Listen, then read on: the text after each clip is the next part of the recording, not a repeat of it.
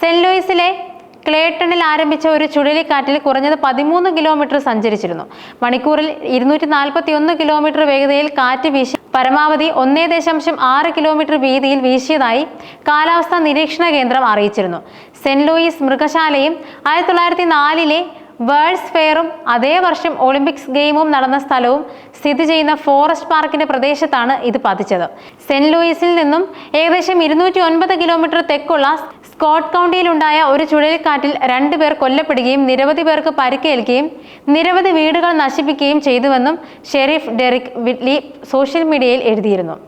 കാലാവസ്ഥാ സംവിധാനം വിസ്കോൺസിനിൽ ടൊർണാഡോകൾ സൃഷ്ടിക്കുകയും ചിക്കാഗോ ഉൾപ്പെടെയുള്ള ഇല്ലിനോയ്സിന്റെ ചില ഭാഗങ്ങളെ താൽക്കാലികമായി പൊടിപടലങ്ങൾ കൊണ്ട് മൂടുകയും ചെയ്തിരുന്നു. വാഷിംഗ്ടൺ DC-യിലെ വിർജീനിയ പ്രാന്തപ്രദേശങ്ങളിൽ വാഹനം ഓടിക്കുന്നതിനിടെ മരങ്ങൾ വീണ് 2 പേർ മരിക്കുകയും ചെയ്തു.